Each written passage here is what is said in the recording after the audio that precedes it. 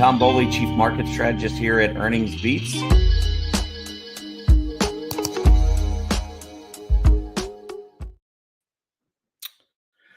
Hey, good morning, everybody, and welcome to this Tuesday, December 17th, 2024 edition of Trading Places Live. I'm Tom Bowley, Chief Market Strategist here at Earnings Beats, and it's a pleasure to be with all of you this morning. We've got the Fed meeting starting this morning. We'll get the Fed decision tomorrow at 2 p.m. Eastern. Be very interesting to see what they do this month. I think most everyone's expecting another 25 basis point cut in that Fed funds rate. And again, that is the rate that where banks can borrow from one another. Banks can borrow from the Federal Reserve. So it just makes it creates more liquidity in the system, which normally is a good thing in terms of trying to help produce some positive results for our economy. The question, I think, is going to be what they might say about 2025. Currently, I believe Wall Street's expecting 4 more rate cuts in 2025. Some are speculating they might reduce that to 3 instead of 4. I have my doubts, but I'm open to whatever. I mean, obviously, I don't know what they're going to say, but that's going to be the most important part of this. And I think, again, when we do get that reaction, or when we get that news tomorrow at 2 o'clock, the reaction many times is just a knee-jerk reaction. We'll see multiple moves up or down right after the 2 o'clock announcement. Then we could have some more movement back and forth because there will be then we'll have a Q&A and all with Fed Chief Powell. That'll start at 2:30, where he'll be going through a lot of the things. He'll just give a little bit more details. And so the market can definitely shift back and forth during that. So prepare yourself for some additional volatility tomorrow. But I think it's going to be about as planned. I mean, the Fed has made their change in policy. They've gone from being hawkish to more dovish. They announced that back in September, and they've certainly stuck true to their word since then. So I don't think we're going to see anything major coming out of this meeting. But again, if they do decide that, hey, we're going to have to cut, or if they start to speak a little bit more about inflation, I mean, anything like that clearly could take its toll. We also have to remember it's options expiration week, and we've had a lot of stocks that have absolutely exploded this month, mostly the large cap growth names on the NASDAQ and some of those same stocks on the S&P 500. But many of those could run into problems as we get closer to the end of the week. It's interesting this December because the worst, we have a bad week in December from the 9th to the 15th. That's in our rearview mirror. We're past that.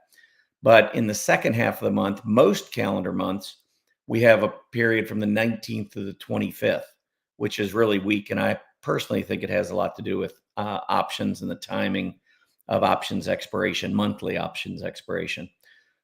December and November really don't hold true to the other 10 months. For instance, in December, we typically have rough days on the 19th and 20th, which happens to be this Thursday and Friday. So I don't know if that's going to be the case again, this month, but that kind of makes sense that Thursday and Friday could potentially be rough just because we do have a lot of in-the-money call premium. And again, especially on the growth area of the market, large cap growth. But beyond that, once we get beyond the 20th, historically, December has a pretty solid finish from the 21st to the 31st.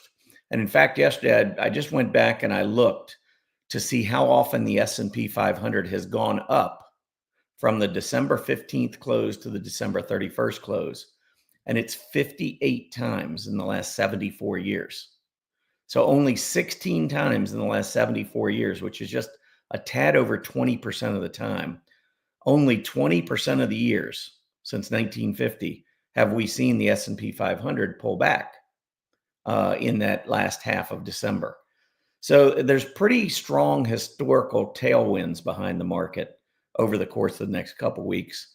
But options expiration, we need to respect the Thursday and Friday of this week, which are the last 2 days before options expiration, historically are not good days. So I'm just mentioning it to kind of keep it in mind. I think a lot of folks take me literal and say, oh, you said the market's going down. Not what I'm saying. Stock market go up Thursday and Friday. I don't know which way it's going to go. I'm simply giving you tendencies in the market. So it's kind of like, I always like to use NFL analogies because I'm a big NFL fan, big football fan. But you might study your opponent going into a game, and on 3rd and 5, that opponent might throw the ball 80% of the time. Doesn't mean the first 3rd and 5 in the game they're going to throw the ball. It just means you should be prepared for that because that's their tendency. They might run it and fool you. Same thing with the market. We could see, even though the market tends to do well in the second half of December, it doesn't mean it's an automatic, that it's a guarantee. And when I say the tendency is for the market to go down the 19th and 20th, it's a tendency. It's not a guarantee. So when you're trying to decide how much risk you want to take in the market, and these types of things I talk about, second half of December, 19th and 20th, these are trading concepts. If you're a long-term investor, you probably should just, be watching something else on the side while you're listening to me. It's not really that big of a deal from a long-term perspective. But as a trader, if Thursday and Friday were to go down, especially with options expiring, and you've got a lot of option plays as a trader, and you're on the long side, some of these stocks that have been going straight up. I mean, I don't know. We're going to be calculating. We have a Max Pain event that we'll be doing tonight after the bell. It'll start around 4:30. So if you take out a 30-day trial, you can come join us. But one stock I know that has to be, I mean, I don't even know how much in the money call premium is out there, but it's probably got to be a record. And that would be Tesla, because Tesla is at an all-time high. It's been absolutely flying. I think I saw in pre-market, let me see if I can get that number for you. Pre-market right now, it's up another $11. Closed at 463 yesterday. That was up $27. Now it's up another $11. I mean, I've got to believe, and the stock was at 240. When was it 240? Beginning of November. So we're talking about 6 weeks. It's gone from 240 to 470. It's almost 100% gain on Tesla in 6 weeks. They're going to have an unbelievable amount of net in the money call premium. Now, who's to say Tesla doesn't have a quick little $50 correction? I mean, after going up to 474, that'd take it back down to about 425. The breakout to an all-time high happened at 414.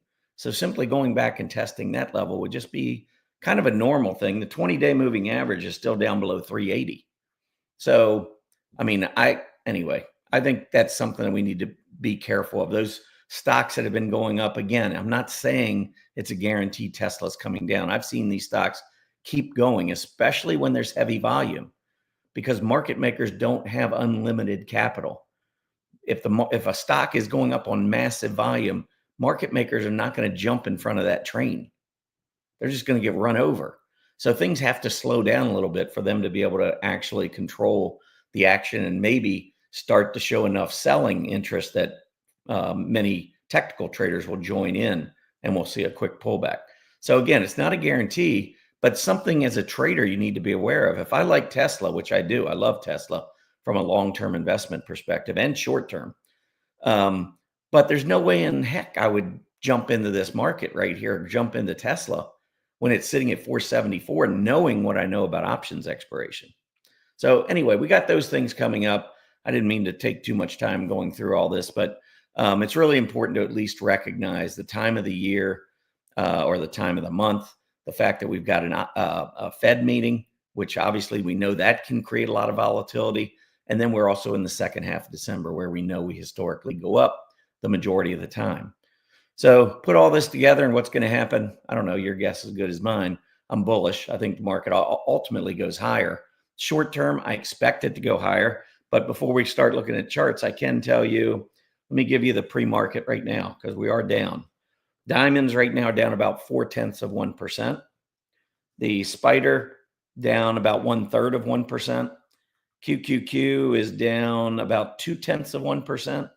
And the IWM is down 2/3 of 1%. So yesterday, the IWM looked like it was really good. It had gone from 232 and change to 235.60, somewhere around there.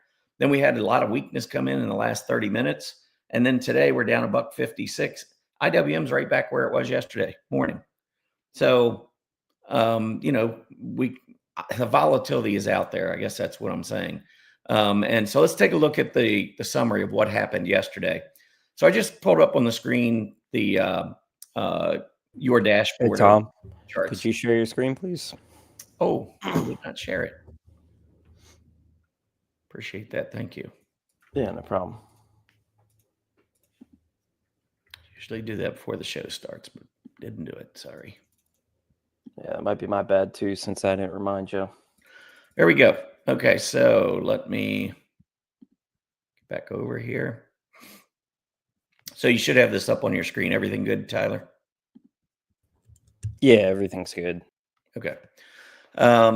So here's the summary of what happened yesterday. So you can see the Dow was down 110. NASDAQ was up 247, which was 1.24%. And if you go to the NASDAQ 100, which is obviously more influenced by some of the Mag 7 stocks, so going to be more influenced by stocks like Tesla, NASDAQ 100 gained 1.45% yesterday, which was more than a full percentage point over small caps, another 1.5% over the mid caps, about 1.7% over the Dow, and clearly, and also over more than 1% higher than the S&P. So just from that data alone, you can tell it was a pretty narrow advance. A lot of the bigger large cap names that led the market yesterday, but we saw some pretty decent buying throughout the day. But again, it was that end of the day that I think really took down some areas. I know I was watching the small caps, so that was one area that I noticed lost quite a bit, probably half their gains in the last 30 minutes, if not more. And we see that, like I pointed out, the future's down this morning.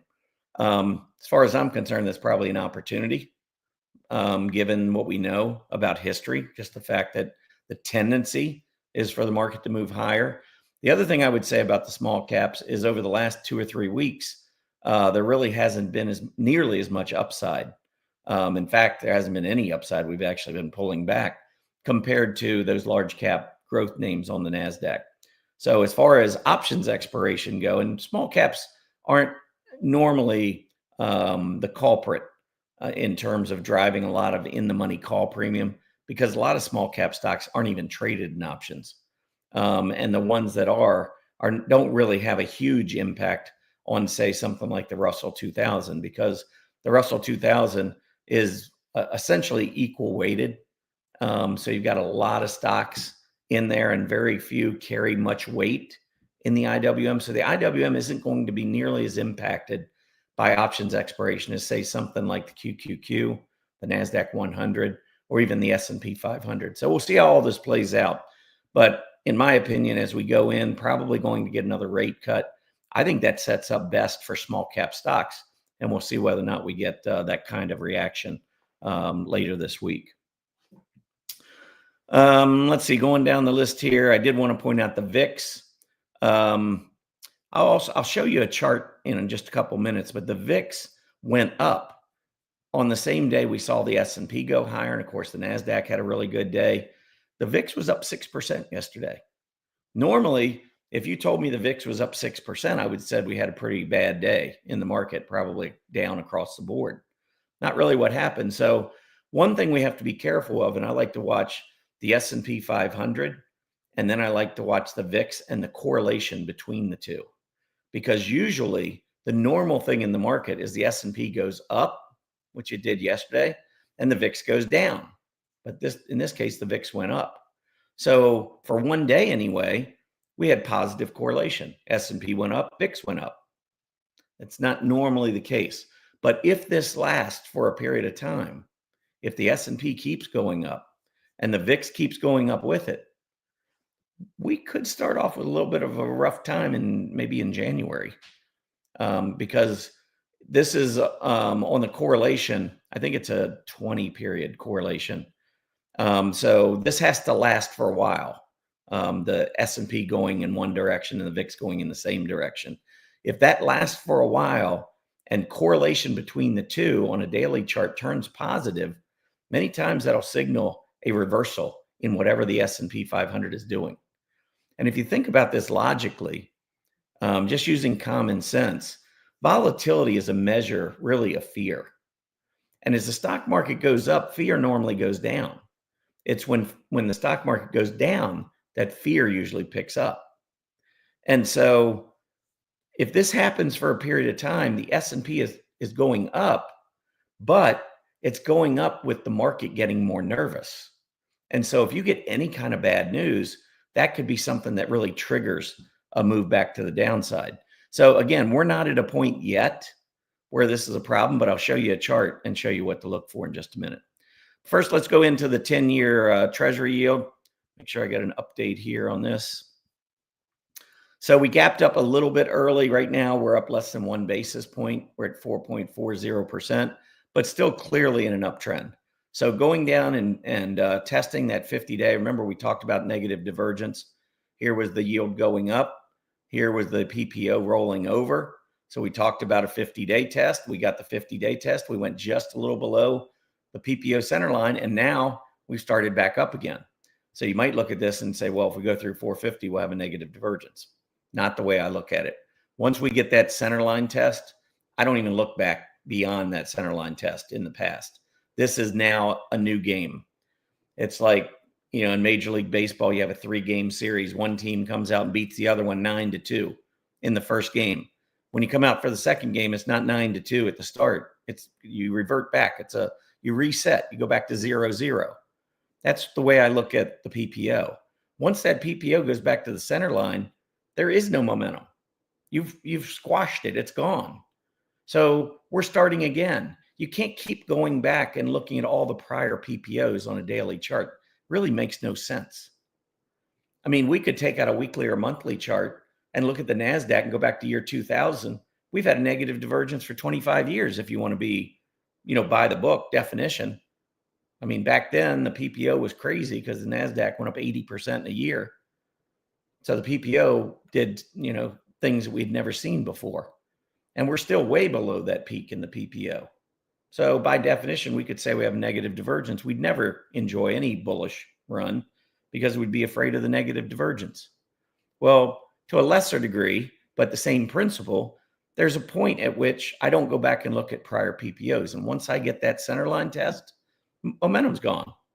We're starting over. So we're just starting to build some momentum to the upside in the yield. So I think we're going to go back up and test this 450 level. We'll see if we get through. You can go back and look at beginning of July, beginning of June. We were up near that 450 level, couldn't get through. So this would mark the 4th top if we get up there. 4th top without breaking through. So that's going to be a key level to watch, I think, without saying too much more. If we do get through 450, then I think we've got this 470 level from April that we would need to talk about. And that might be a range, by the way. If we get up to 470 or so, and we saw the low around 360, that could be a range that we see throughout 2025. I'm not quite sure how that plays out. We'll talk about that more during Market Vision 2025, which I'll talk about in just a couple of minutes here. Volatility index. So this is where I was talking about. Let me show you how you can set this up. So this is the volatility index. And then if I go to indicators, I don't really need the PPO. Don't need the volume. Really, the only thing we need is the correlation. And that is set up. The default is you compare whatever you're looking at to the S&P 500. This is a daily chart, and it goes back 20 days. That's the default. I could change this to whatever I wanted, but that's what I just use as the default. And again, what this is going to tell me is, are the two, is the VIX and the S&P going in the same direction, and when over a period of time? And if they do, we got to be a little careful. But let's pull this up. We'll go back a couple years here so you can just kind of see. But down here, the correlation should be -1 because when the VIX goes up, S&P usually is going down. And when the VIX goes down, the S&P is usually going up. So they normally move opposite one another, which means we should be at -1. Now, right now, I thought I saw, maybe I had an hourly chart up when I looked at this. So right now, it's really not a problem. I must have looked at an hourly chart. I don't know why. Yeah, because this is daily. I mean, we're coming off the -1, but we're still down pretty low. So we really haven't seen much. But we did see the S&P go up yesterday. You could see the VIX going up here as well. So I do think that this is something to watch in case something develops out of this. But right now, we're still fine. This would have to go on probably for at least another week or so for this to start to move up, because we're not going to see it go up to 1.0. In fact, I'll go back, 15 years. And you can see this never goes up to 1. It has gotten up to 0.2 or 0.75 a couple of times, a couple more times at 0.5. But you can see over 15 years, I don't know how many times we've gone over 0 here, but probably like 15 times, maybe 20. So it only happens like once a year. This isn't normal. So we'll have to watch and see if anything comes of this. I just wanted to point out that even though the S&P went up yesterday, so too did the VIX. And that's one of the last 20 days. But we'll see whether or not that continues. So moving on, looking at the S&P 500, I mean, here's the S&P moving up. It's in what I would consider maybe a little bit of a bull flag. Got a flagpole going straight up here, little sideways action. Now, if we were to break back below 6,000, you'd be back below the 20-day. That would be a little bit more indicative of further weakness maybe to come. But as long as we stay above that 20-day moving average, we're fine. If we pull up the NDX, it's been even stronger. I mean, look at this. We're just breaking out. 21,000 was the key breakout level. We went through it. Now we've gone through 22,000. And it's because those large cap, the mega cap, Mag 7 stocks like Tesla, pull up Tesla. I mean, these are the stocks that are absolutely carrying not only the NASDAQ, but also to some degree the S&P 500, because Tesla is one of the most heavily weighted stocks. Now, the most heavily weighted stocks are Apple, which is showing a lot of movement to the upside and new all-time highs. Microsoft, which has been strong of late, but has yet to set a new all-time high.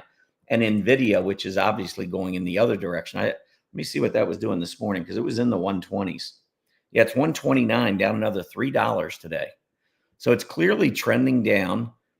If it goes down to the 120s and closes there, it'll be the first close in the 120s since back at the beginning of October.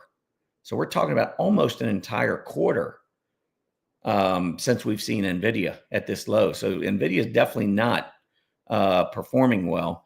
Although if we look at it on a relative basis to its peers, it had been the leader until just this last week or two, and now it's starting to roll over. So NVIDIA obviously is one of those Mag 7 stocks that I would continue to avoid. It's not outperforming. It's actually starting to show some weakness relative to the semis. So we do want to be careful. Another chart I wanted to show you too is IWM. So this is the Russell 2000, where we're already below the 20-day moving average. S&P and the NASDAQ were well above. NASDAQ's breaking out to all-time highs.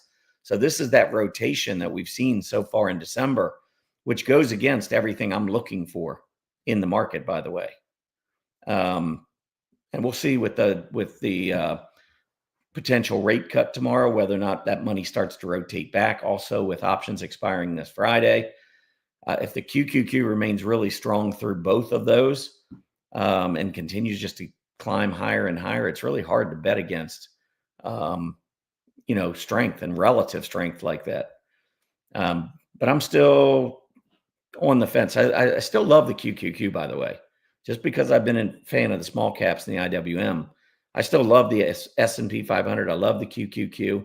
I love the market to go higher. I think there's a lot more potential in the IWM, but I'll talk about that more again as we get closer to the Market Vision event. I wanted to show you this S&P 500 chart. So here's the S&P moving up, and I want you to look at growth. This is large cap growth versus large cap value going up off the charts. But it's not just in the large cap area. Look at mid caps. Even though mid caps aren't performing as well, that same rotation into growth that started 3-4 months ago is still powering higher. We're at a 52-week high, still moving up. So even though mid caps haven't performed well, under the surface, we're still seeing that rotation into growth. That's a bullish sign. Look at the small caps. December has not been good for the small caps, but it's mostly because value has been underperforming. growth is outperforming value. So I'm still finding this, for those who say inflation, it's coming back. I would look at this chart and I would say, why then are growth stocks crushing value stocks? That makes no sense if you believe inflation is going up. I got another chart on after I just take this quick break, move over to our website at Earnings Beats. So a couple things I want to point out first at earningsbeats.com. First, if you go down, you can find an area where you can subscribe to our EB Digest. That's our free newsletter. Name and email address is all it takes. This is a newsletter that comes out twice a week, Mondays and Wednesdays. Usually I just give charts that I feel are important, things that we really follow at Earnings Beats, things like gaps, from earnings, relative strength we feature all the time, key trend lines, moving averages, patterns, whether they're triangles, cup with handles. I mean, all these types of things are things that we feature. So if you want to learn more, we try to make this very educational. And some of our EB Digest subscribers use these as trading candidates. That's completely up to you. I have no knowledge of your risk tolerance and how you trade and everything else. So certainly can't be held responsible for that. But if you decide that that's something you would like to do, you like the chart, you like our approach, by all means, folks will trade these as well. But you get them twice a week. Signing up, there's no credit card required. This is a completely free newsletter. We give back to the community through this. Tens of thousands of folks have joined us on the EB Digest. So there's really no reason not to. If you do subscribe and you find that, hey, this isn't for me, it's not really my style, whatever, unsubscribe. Not going to hurt my feelings. Anyway, be sure to check that out. And then we just put up onto our website, this is the biggest event we have every single year. Market Vision 2025. It's coming up on Saturday, January 4th at 10 a.m. It will be recorded, so you don't have to be there live. It's normally a lengthy event, so it'll probably take at least a few hours out of your day. But I think it'll be well worth it. We've got a lot of history with this event. And if you click on it, it will give you more information. So go over to earningsbeats.com, click on the link. It'll bring you in. I want you to pay attention to one particular thing here. That line right there below the register now button. If you sign up for this event, the annual membership, which is essentially the same amount or very close to the same amount, we'll give you a free annual membership to our service. So essentially, you're not even paying for the event. So check that out. That's a really cool feature that we're allowing. All of our annual members, we're allowing to come to this event free of charge. So if you sign up for the event, we're going to give you that annual membership. I don't know if we can do much better than that for this offer. So make sure you check that out, please. I am going to make one of the boldest calls, maybe the boldest call I've ever made. And if you've been to these events, I want to show you just a couple things real quick. The 2020 prediction that I made back at the beginning of the year, before the pandemic hit, I said I thought we were going to 4,000. We had the big drop in the, as a result of the pandemic. In the middle of that, by the way, I wrote an article over at Stock Charts and I said, this is a healthcare crisis, not a financial crisis. I said, longs, if you're in the market for a long term, you should hold on. We went down further because I think it was March 13th. I said that, or I wrote that, and it was March 23rd that we actually hit the bottom.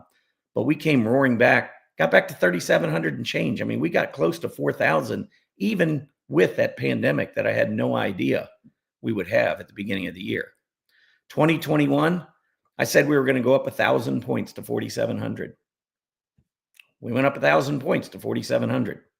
2022, this is all at the beginning of the year. This isn't like Wall Street. They like to change their targets all year long. And then at the end of the year, they say they hit their target. Now, we make our predictions at the beginning of the year. 2022, this is probably the best one of all. First 3 to 6 months of 2022, we'll see a decrease from 4,800 to 4,000 or lower. I think we could see as much as a 20 to 25% decline. That's calling a bear market. When the market was sitting at an all-time high, everybody was euphoric, and I was calling for a bear market. Next 6 months, the S&P went down 23%. So I could go on and on, but you can check these out. Just go over and check out the calls. We do a lot of research. I think we're somewhat uncanny in our methodology, but I think our methodology makes sense. And I think if you attend, you'll find out a lot about how we go through and make these calls and why we have a lot of members that put a lot of stock, no pun intended, a lot of faith in us at Earnings Beats. Anyway, check that out. Be sure you check that out. So I want to show you one more thing before we wrap up the show. And this is the Consumer Price Index. I want to show you the last time when we first started seeing, we came out of the pandemic from 2020, remember? And it was about a year later that inflation started moving up. This is the 12-month rate of change of inflation. So it really started taking off in the early part of 2021. But in this red area, I want you to look at what happened with inflation. And I want you to look at what happened to growth stocks. See what happened to growth stocks right here? Down. Large cap growth versus large cap value, huge decline. Mid cap growth to mid cap value, huge decline. Small cap growth to small cap value, huge decline. And then when we topped in inflation and started rolling back over, so inflation's coming down, large cap growth versus value, flying. Mid cap growth versus value, not exactly flying, but definitely up. And then small cap growth versus small cap value turned back up. Now that's more flat, but still moving up. So I would just say that if you're looking right now and you're seeing large cap growth, mid cap growth, and small cap growth doing this versus their value counterparts, does it look to you like Wall Street's worried about inflation? Yeah, it doesn't look to me like it's worried about inflation either. All right, so let's check out the market is 2 minutes in here. So we've got the Dow down about 0.5%, S&P down 0.5%, NASDAQ down about 0.5%, and the S&P 600 small cap index down a little bit more than 0.5%, but mostly right around that 0.5% level as we start the day today. Again, the Fed is meeting. They started their meeting this morning. They will have their announcement on Wednesday at 2 p.m. I think they're going to have another 25 basis point cut, which brings the total cuts this year to 100 basis points. And the question is, what are they going to say about 2025? Are they going to continue with maybe 4 rate cuts? Are they going to say maybe we'll go with only 3? Those are the keys that I think a lot of folks on Wall Street are watching for today. But anyway, we're off to a little bit of a rough start this morning, but let's see what happens. And let's see if we can battle back later in the day. But that's it for me. Have a great day, everybody. And don't forget about Market Vision 2025. It's coming up in just a little bit more than 2 weeks. That is always our biggest event of the year. We'd love to have you there. If you're not already a member at Earnings Beats, we're giving you all the reason in the world to become one. Have a great day, everybody. Happy trading.